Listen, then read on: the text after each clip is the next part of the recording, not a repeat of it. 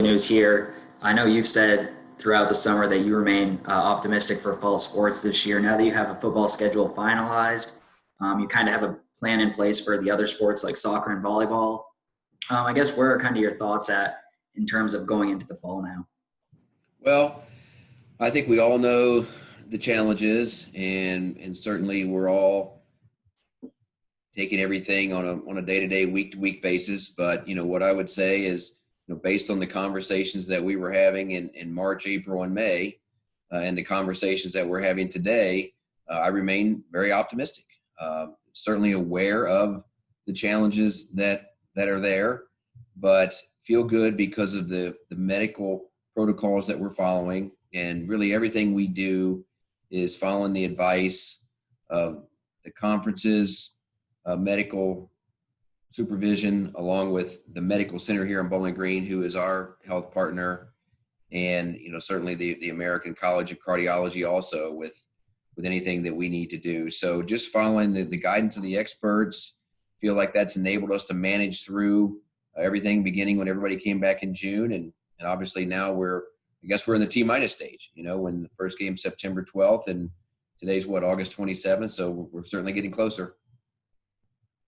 Next thought here for you, Todd. This is Nick from the Herald, and I know that you just spoke on all that, the health procedures go. So are there going to be more testing as the season starts now? Because I know that players have been tested, but will there be more testing throughout these weeks that we have now, like when games will be happening and stuff? Yes, we've been testing a lot, and that will increase. And I think once we get into game weeks, we're likely to be testing 3 times a week. And for somebody to be able to play on a Saturday, they obviously would have to have a negative test result on all 3 of those tests. So it'll be very stringent testing criteria, which is a good thing. I mean, obviously we want to be as thorough as we can, and we certainly will be. Gary, do you have a question? Yeah. Todd, how much of a relief was it for you to salvage, so to speak, the game with Louisville, with so much uncertainty about the ACC and what kind of conference-only schedule they were considering going to? Well, that was big for a lot of reasons. I mean, certainly that was one of our bigger non-conference games. Obviously being able to play Louisville, a prominent school in close proximity to us and in the Atlantic Coast Conference. I think to make it the opener has made it really exciting for all of our players. I mean, just to have that game right out of the gate. And, I can't say enough about Vince Tyree and his staff, and really how good they've been able to work with.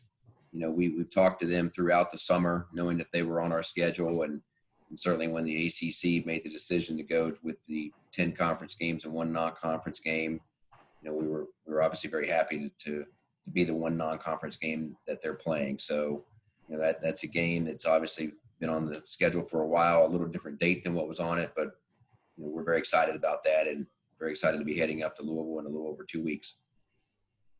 Fred, go ahead. Todd, that's where I was going with the follow-up question to that. Fred Calgo from WKU in Louisville. With 2 weeks between now and then, are students on campus now as your semester started, or where does that stand? They are. Classes actually started this past Monday. So the pool, so to speak, obviously exponentially increases. Are you, for lack of a better expression, battening down the hatches? I mean, locking the guys up, so to speak, just to, I'm not trying to make light of it, but you're so close. What are the things you do between now and then to make sure that nothing bad happens? No, that's a good question. Really, is what our players are doing, and what we're emphasizing is just focus on what you can control, and that's certainly the daily decision making of wearing a mask, social distancing, just making good decisions, and they're doing that. And the majority of our classes here on campus are either online or they're hybrid. So there's not a lot of crowded indoor, in fact, there's really no crowded indoor areas from a classroom perspective on our campus. So, that's limiting risk. And our university's taking a lot of precautions, obviously, to try to get off to a good start here. And, what we're telling our guys is just don't let your guard down. They've done a really good job so far. And I think from their standpoint, now there is light at the end of the tunnel. I think maybe back in June and July, it probably still seemed like a long way away before we would play a game, but now it's much closer. And so I know that they're doing everything that they can control.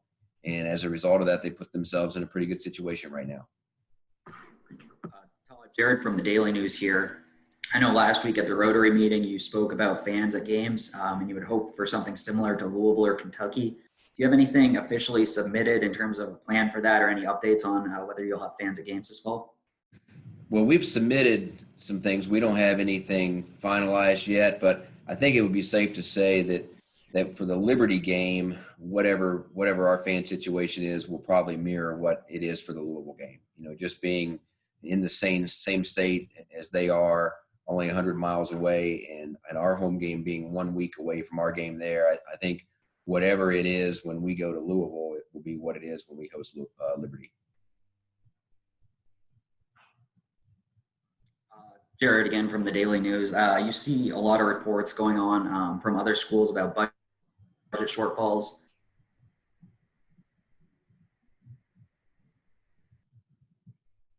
Projected maybe at this point. I'm sorry, you froze up a little bit. Could you repeat that again? Yes. You kind of see that a lot of schools around the country are facing some budget shortfalls with the coronavirus pandemic. Have you guys had any projections on potential budget shortfalls with your athletic department? We're working through that right now, Jared. We will certainly have some budget shortfalls just because of the situation with fans in the stands. And there's some decisions that we'll have to make. Obviously the degree of that will depend on what the 2020-2021 season looks like, not only for football, but for everything else, for basketball. But we're certainly running projections and have already run them in terms of what it might look like from a revenue standpoint due to, right now crowds being in the 25% range. And, hopefully things improve and that increases, but we're going to plan for the worst. And as a result, we'll certainly have to make some decisions here in the weeks and months ahead. Brad, beyond what we already have. We've already done a number of things, over the last couple of years and even over the last 6 months, but we'll have to do more. Cowgill again, what's your level of optimism about basketball and the challenges with that? There have been all sorts of different ideas floated in terms of bubbles and corralling guys as an example, only the ACC maybe in Charlotte, and the Big Ten in Chicago or Indy, and just pile them up in hotels and play that way. Is that one possible scenario for you guys financially, or how do you get your arms around that? Yeah, there's a lot of layers to that, Fred. And I think, a negative with basketball from a fan standpoint is obviously it's indoors and you're not dealing with as large a space as you are with football, which is outdoors. One positive could be that the number of games that are played really between Thanksgiving and the start of second semester for most schools when you don't have very many students on campus. So in some respects, you almost have a little bit of a bubble during that time period.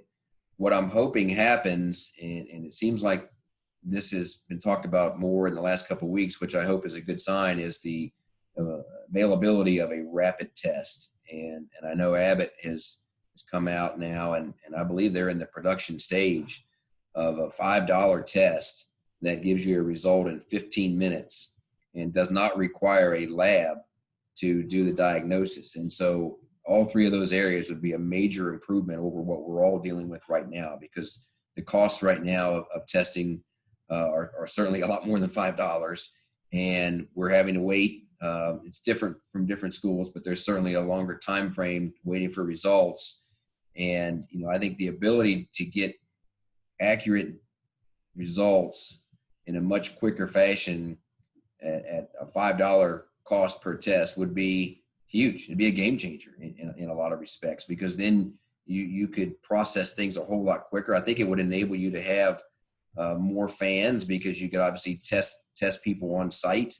And I think beyond sports, I think it would be great for universities. It would be great for corporations. I think probably be great for the airline industry. I think just to be able to test on a more frequent basis. So you say, what's my optimism? It changes much for the better if we have an availability to access that, by the time basketball season starts.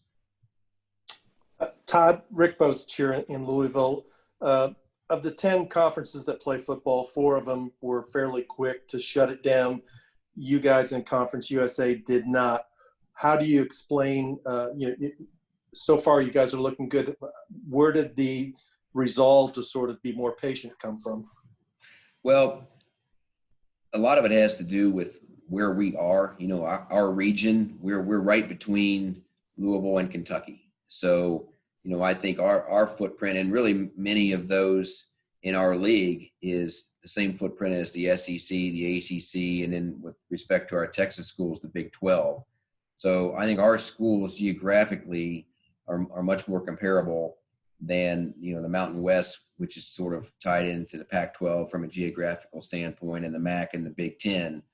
And we have a lot of good relationships, and I have a lot of good relationships at both Louisville and Kentucky. So, I talked to people at each of those schools, and they shared the way they were going about things, and that helped us. And we've been able to really, from the minute we brought our athletes back here in June, have a plan that we felt was pretty good, but it was based on best practices from what other people had shared with us.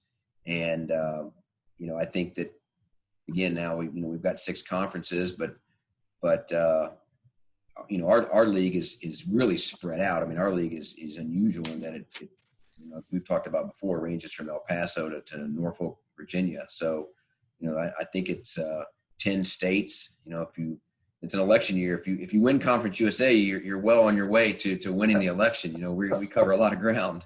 But that being said, it's still, everybody's footprint is really kind of within the Big 12, the SEC or the ACC. So from our standpoint, as long as those, from our conference's standpoint, as long as those leagues were still in, that made us feel better about ourselves. Aaron Johnson, WKY 40. Todd, since the last time we spoke, you guys add BYU to the schedule to fill the void left by that Old Dominion game. It's the highly anticipated rematch of that mascot challenge earlier this summer. But, in all seriousness, Todd, how did the prospects of scheduling that game go? And how exciting is it to have WKU travel to BYU in their first ever football game in the state of Utah? Well, I'd love to say it's a direct result of the mascot challenge. That would be a good story. That's a bit of a reach. But, what I would say is because of the mascot challenge, I had some fun with that on Twitter and put a tweet out, and Tom Homo, their athletic director, was really good about it. And, it was kind of funny the way it's turned out, because shortly thereafter, he and I had a conversation on a Saturday, and he and his wife were actually driving through Utah, and they were delivering donuts to their children who lived elsewhere in the state. This was still back in heavy quarantine times. And so they were just driving around, and so he's delivering donuts to his daughters, and we're talking on the phone. And we talked at that time about, maybe we could do a basketball series, and maybe we could do a football game. And so we started those discussions, but we really didn't, lock anything in or come even close to that. But then when they lost the number of games that they lost, being an independent, they lost a lot of games with the Pac-12 and the Mountain West in particular shutting down.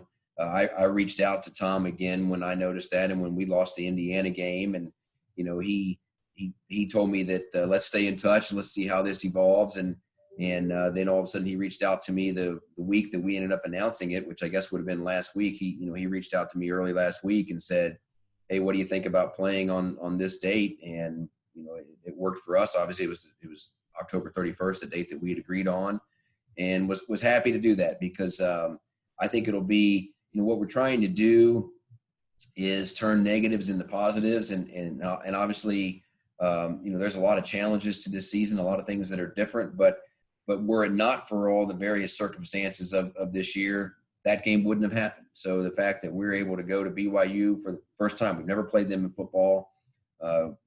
Most of our players have never been, that far west, or many of them anyway haven't been that far west. So, that'll be a unique trip. I would anticipate a good chance of national television, just given the contracts that BYU has.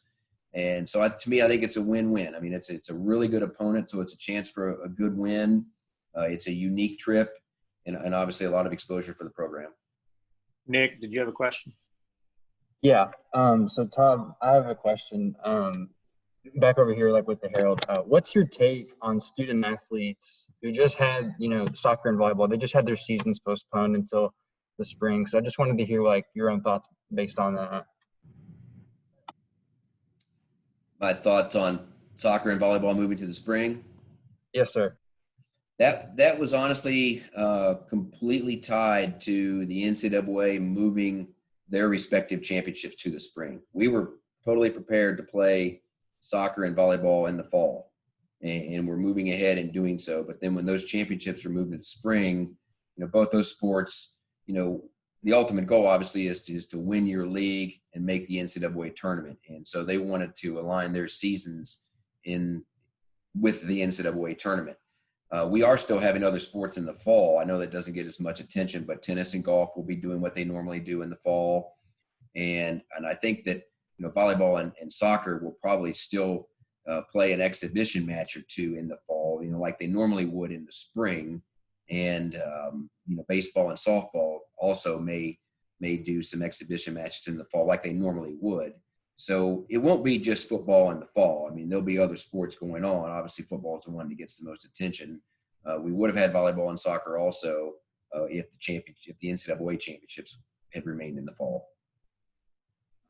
Just to kind of follow up on Nick's question, what's kind of been the reaction among the student athletes and the coaches of those teams when that decision was made? Well, I think if it had happened overnight or seemingly out of nowhere like it did in the spring, it would have hit harder. I think in the spring, everything just seemed to sort of develop in just a couple days, and it hit really hard. Here, I think everybody's had more time to prepare for things. There was certainly some disappointment because I think they were ready to play, but that's helped a little bit from the standpoint that they still plan on having a season in the spring. So it's not like they won't have a season. They'll just have it in a different time period than they normally would. Todd, the last time you did one of these, or at least the last one that I was on, was not long after the Indiana game had been canceled. You said you planned to talk again to Scott Dolson. Have you had that conversation yet? And is there a plan for what's going to happen to the canceled game? I have, Rick.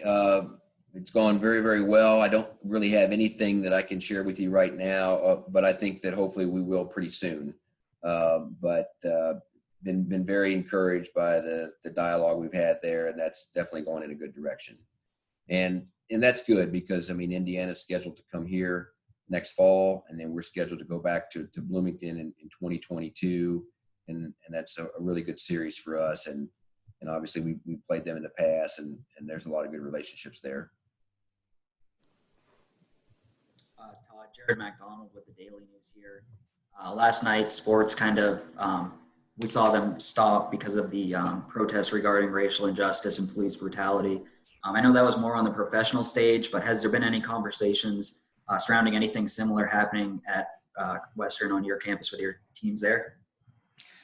Well, this is obviously a very challenging time for our country, and emotions are running high, and we all recognize that. And really what we're doing is just supporting our athletes in every way we can, and knowing that we're here for them. And obviously as an administration, but also as a coaching staff, in each of these programs, they have, like groups of captains. Some places, some schools, it's a unity council, something, they have different terminology, but, I feel like need to pay the electrical bill, I guess. I feel like the dialogue is really good, at every level, player to player, player to coach. The administration certainly here for them, and that's really what we're doing right now. Anything else for Todd? I have one more question. Taryn Johnson, WKY 40 again, Todd. Kind of going back to the volleyball and soccer seasons. I know we are a long way out, but have there been any preliminary discussions on what those regular seasons would potentially look like? And I would imagine they would be a little shortened, with going forward next fall and trying to have a season. But there been any discussions on what a regular season and postseason would look like in the spring for those two sports? Yeah, there have, Taryn, and I think the conclusion or the what you speculate is very likely. I mean, I don't think that the seasons will probably be the same as what they normally would be, maybe in terms of total number of games in the spring.